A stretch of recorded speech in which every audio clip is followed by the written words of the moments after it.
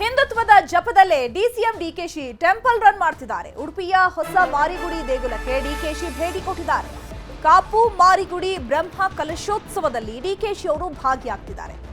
ವಿಪಕ್ಷ ನಾಯಕರು ಈಗ ಡಿಕೆಶಿ ಮೇಲೆ ಹರಿಹಾಯ್ತಾ ಇದ್ದಾರೆ. ಹಿಂದುತ್ವ ಅನ್ನುವಂತಹ ವಿಚಾರವನ್ನ ಇಟ್ಕೊಂಡು ಡಿಕೆಶಿ ಅವರನ್ನ ಪ್ರಶ್ನೆ ಮಾಡ್ತಾ ಇದ್ದಾರೆ. ಅದರ ಬೆನ್ನಲ್ಲೇ ಈಗ ಉಡುಪಿಯ ಹೊಸ ಮಾರಿಗುಡಿ ದೇಗುಲಕ್ಕೆ ಡಿಕೆಶಿ ಅವರು ಭೇಟಿ ಕೊಟ್ಟಿದ್ದಾರೆ.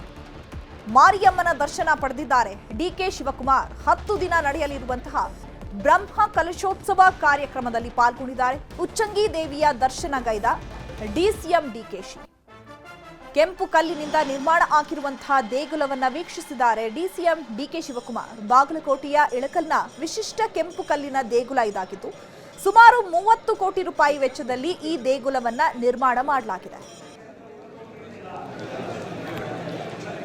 ಒಂದ್ ಕಡೆ ಈಗ ಡಿಕೆಶಿ ಅವರು ವಿಪಕ್ಷಗಳ ಕೆಂಗಣ್ಣಿಗೆ ಗುರಿಯಾಗಿದ್ದಾರೆ. ಈ ಕುಂಭಮೇಳದಲ್ಲಿ ಪಾಲ್ಗೊಂಡಿರುವಂತದ್ದಾಗಿರಬಹುದು ಅಥವಾ ಇಶಾ ಫೌಂಡೇಶನ್ ಕಾರ್ಯಕ್ರಮದಲ್ಲಿ ಅಮಿತ್ ಶಾ ಅವರ ಜೊತೆ ಅಥವಾ ಸದ್ಗುರುಗಳ ಜೊತೆ ಕಾರ್ಯಕ್ರಮದ ವೇದಿಕೆಯನ್ನ ಶೇರ್ ಮಾಡ್ಕೊಂಡಿರುವಂತದ್ದಾಗಿರಬಹುದು. ಇದೆಲ್ಲವೂ ಕೂಡ ವಿಪಕ್ಷಗಳಿಗೆ ಆಹಾರವಾಗಿ ಪರಿಣಮಿಸಿರುವಂತದ್ದು. ಬಟ್ ಈಗ ಡಿಸಿಎಂ ಡಿಕೆಶಿ ಅವರು ಇದಕ್ಕೆಲ್ಲ ಡೋಂಟ್ ಕೇರ್ ಅನ್ನುವಂತಹ ಆಟಿಟ್ಯೂಡ್ ನಲ್ಲಿದ್ದಾರೆ. ಯಾಕಂದ್ರೆ ಇದು ನನ್ನ ಸ್ವಾತಂತ್ರ್ಯ, ಇದು ನನ್ನ ಹಕ್ಕು, ನಾನು ಎಲ್ಲಿ ಬೇಕಾದ್ರೂ ಹೋಗ್ತೀನಿ, ಯಾವ ಕಾರ್ಯಕ್ರಮದಲ್ಲಿ ಬೇಕಾದ್ರೂ ಪಾಲ್ಗೊಳ್ತೀನಿ, ಅದನ್ನ ಪ್ರಶ್ನೆ ಮಾಡೋದಕ್ಕೆ ಇವ್ರು ಯಾರು, ಆ ಪ್ರಶ್ನೆಗಳಿಗೆಲ್ಲ ನಾನು ಉತ್ತರವನ್ನ ಕೊಡಲ್ಲ ಅಂತ ಹೇಳಿ ಈಗಾಗಲೇ ಡಿಸಿಎಂ ಡಿಕೆಶಿ ಅವರು ಸ್ಪಷ್ಟನೆಯನ್ನ ಕೊಟ್ಟಿದ್ದಾರೆ.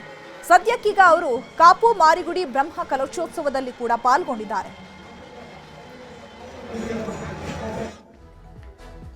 ಸದ್ಗುರು ಜೊತೆ ವೇದಿಕೆ ಹಂಚಿಕೊಂಡಿದ್ದಕ್ಕೆ ಟೀಕೆ ವಿಚಾರಕ್ಕೆ ಸಂಬಂಧಪಟ್ಟಂತೆ ಕೆಎನ್ ರಾಜಣ್ಣಗೆ ಡಿಸಿಎಂ ಡಿಕೆಶಿ ತಿರುಗೇಟು ಕೊಟ್ಟಿದ್ದಾರೆ. ಅಂಥವರಿಗೆ ನಾನು ಉತ್ತರ ಕೊಡಲ್ಲ ಅಂತ ಹೇಳಿ ಡಿಕೆಶಿ ಅವರು ಸ್ಪಷ್ಟನೆ ಕೊಟ್ಟಿದ್ದಾರೆ.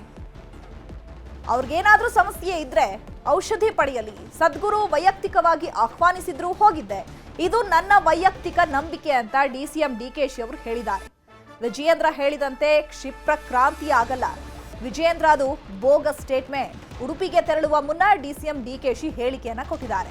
ಯಾರು ಏನೇ ಹೇಳಿದ್ರು ಅದು ನನ್ನ ವೈಯಕ್ತಿಕ ಅಭಿಪ್ರಾಯ, ಅದು ನನ್ನ ವೈಯಕ್ತಿಕ ಹಕ್ಕು. ಅವರು ನನ್ನನ್ನು ವೈಯಕ್ತಿಕವಾಗಿ ಆಹ್ವಾನಿಸಿದ್ರು, ಅದಕ್ಕಾಗಿ ನಾನು ಕಾರ್ಯಕ್ರಮದಲ್ಲಿ ಪಾಲ್ಗೊಂಡೆ. ಇಂತಹ ಪ್ರಶ್ನೆಗಳಿಗೆ ನಾನು ಯಾವತ್ತೂ ಕೂಡ ಉತ್ತರ ಕೊಡೋದಿಲ್ಲ, ತಲೆ ಕೆಡಿಸ್ಕೊಳ್ಳೋದಿಲ್ಲ ಅಂತ ಹೇಳಿದ್ದಾರೆ.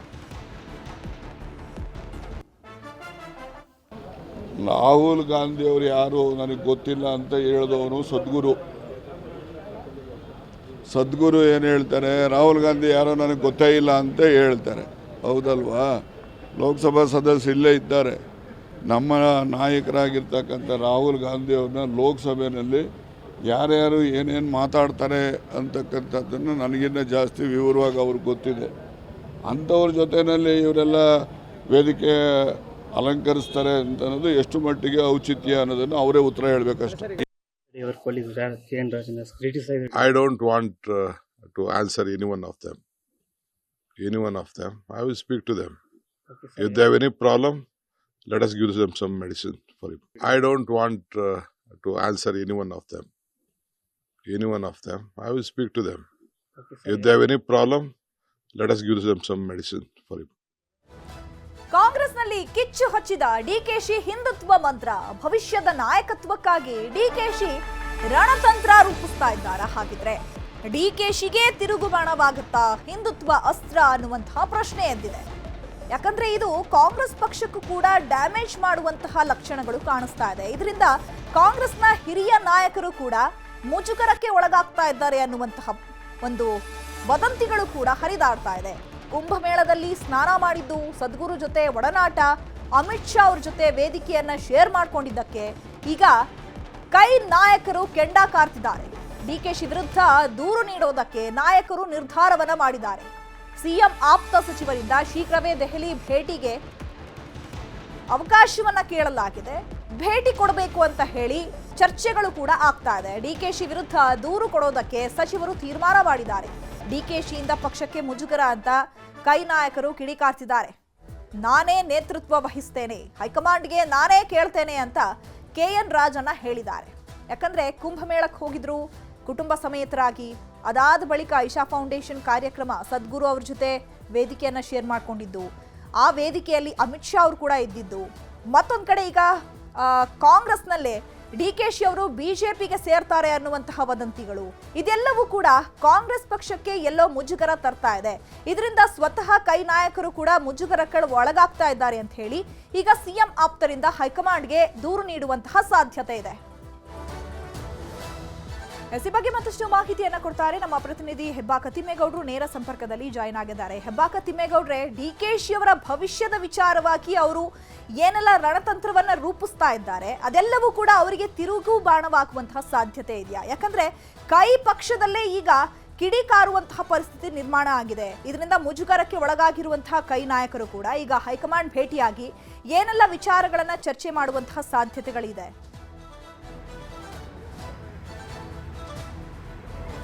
ಚೈತ್ರ, ಭಾಳ ಮುಖ್ಯವಾಗಿ ಡಿ ಕೆ ಶಿವಕುಮಾರ್ ಹಿಂದುತ್ವದ ಅಸ್ತ್ರ ಇದೆಯಲ್ಲ, ಹಿಂದುತ್ವದ ಅಸ್ತ್ರ ತಿರುಗುಬಾಣವಾಗುವಂತೆ ಮಾಡಬೇಕು ಅಂತಲೇ ಈಗ ಸಿ ಎಂ ಸಿದ್ದರಾಮಯ್ಯನವರ ಆಪ್ತರು ಮತ್ತು ಸಿ ಎಂ ಸಿದ್ದರಾಮಯ್ಯನವರ ಬಣದಲ್ಲಿ ಗುರುತಿಸ್ಕೊಂಡಿರ್ತಕ್ಕಂಥ ಶಾಸಕರುಗಳು ಒಂದು ರೀತಿ ರಣತಂತ್ರ ರೂಪಿಸಿದ್ದಾರೆ ಅಂತ. ಯಾಕಂತ ಹೇಳಿದ್ರೆ AICC ಅಧ್ಯಕ್ಷ ಮಲ್ಲಿಕಾರ್ಜುನ್ ಖರ್ಗೆಯವರವರೇ ಖುದ್ದು ಕುಂಭಮೇಳದ ಬಗ್ಗೆ ಏನು ಟೀಕೆಯನ್ನು ಮಾಡಿದರು. ಕುಂಭಮೇಳದಿಂದ ಏನು ಹೊಟ್ಟೆ ತುಂಬುತ್ತಾ ಅಂತ. ಇದಾದಮೇಲೂ ಕೂಡ ಡಿ ಕೆ ಶಿವಕುಮಾರ್ ಅವರು ಕುಂಭಮೇಳಕ್ಕೆ ತೆರಳಿ ಏನು ಅಲ್ಲಿ ಗಂಗಾ ಸ್ನಾನವನ್ನು ಮಾಡಬರೋದ್ರ ಮುಖಾಂತರ ಒಂದು ರೀತಿ ಏನು ಕಾಂಗ್ರೆಸ್ ನಾಯಕರಿಗೆ ಒಂದು ರೀತಿ ಮುಜುಗರವನ್ನು ತಂದೊಡ್ಡಿದ್ರು. ಮತ್ತೊಂದು ಕಡೆಯಾಗಿ ಏನು ರಾಹುಲ್ ಗಾಂಧಿಯವರು ಯಾರು ಅಂತಲೇ ಗೊತ್ತಿಲ್ಲ ಅನ್ನುವಂಥ ಒಂದು ಹೇಳಿಕೆಯನ್ನು ಕೊಟ್ಟಂಥ ಏನು ಈಶಾ ಫೌಂಡೇಶನ್ನ ಸಂಸ್ಥಾಪಕರಾಗಿರ್ತಕ್ಕಂಥ ಜಗ್ಗಿ ವಾಸುದೇವರವರ ಒಂದು ಆಹ್ವಾನಕ್ಕೆ ಮಣಿದು ಕೇಂದ್ರ ಗೃಹ ಸಚಿವ BJP ಹಿರಿಯ ನಾಯಕ ಅಮಿತ್ ಶಾ ಅವ್ರ ಜೊತೆ ವೇದಿಕೆಯನ್ನು ಹಂಚ್ಕೊಂಡಿರ್ತಕ್ಕಂಥದ್ದು.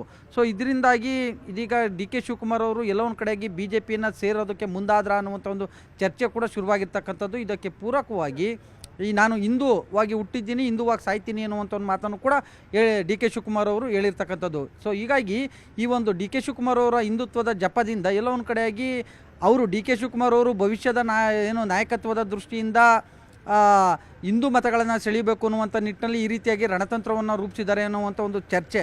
ಆದರೆ ಡಿ ಕೆ ಶಿವಕುಮಾರ್ ಅವರ ಈ ಹಿಂದುತ್ವದ ಜಪಕ್ಕೆ ಒಂದು ರೀತಿ ಕೌಂಟರ್ ಕೊಡಬೇಕು, ಡಿ ಕೆ ಶಿವಕುಮಾರ್ನ ಇದೇ ವಿಚಾರದಲ್ಲಿ ಅಣಿಬೇಕು ಅಂತೇಳಿ ಪ್ಲ್ಯಾನ್ ಮಾಡ್ಕೊಂಡಿರ್ತಕ್ಕಂಥ ಸಿ ಎಂ ಸಿದ್ದರಾಮಯ್ಯನವರ ಆಪ್ತರು ಪರಸ್ಪರ ಸಮಾಲೋಚನೆ ಸಂದರ್ಭದಲ್ಲಿ ಹೈಕಮಾಂಡ್ಗೆ ದೂರು ಕೊಡಲೇಬೇಕು ಅನ್ನುವಂಥ ನಿಟ್ಟಿನಲ್ಲಿ. ಯಾಕಂತ ಹೇಳಿದ್ರೆ ಏನು ಕುಂಭಮೇಳಕ್ಕೆ ಹೋಗಿ ಗಂಗಾ ಸ್ನಾನ ಮಾಡ್ಕೊಂಡ್ಬಂದಿದ್ದು AICC ಅಧ್ಯಕ್ಷ ಮಲ್ಲಿಕಾರ್ಜುನ್ ಖರ್ಗೆ ಅವ್ರಿಗೆ ಮುಜುಗರ ತಂದಿಲ್ವಾ? ಯಾಕಂತ ಹೇಳಿದ್ರೆ ಅವರೇ ಮಲ್ಲಿಕಾರ್ಜುನ್ ಖರ್ಗೆ ಅವರೇ ಇದನ್ನು ವಿರೋಧ ಮಾಡಿದರು. ಈಗ ಡಿ ಕೆ ಶಿವಕುಮಾರ್ ಪಕ್ಷದ ಅಧ್ಯಕ್ಷರಾಗಿ ಅಲ್ಲಿ ಹೋಗಿ ಬಂದಿರೋದು ಎಷ್ಟು ಸರಿ? ಮತ್ತೊಂದು ಕಡೆಯಾಗಿ ಒಬ್ಬ ಪಕ್ಷದ ಅಧ್ಯಕ್ಷರಾಗಿ BJP ನಾಯಕ ಅಮಿತ್ ಶಾ ಅವ್ರ ಜೊತೆ ಏನು ಗುರುತಿಸ್ಕೊಳೋದು ಎಷ್ಟು ಸರಿ?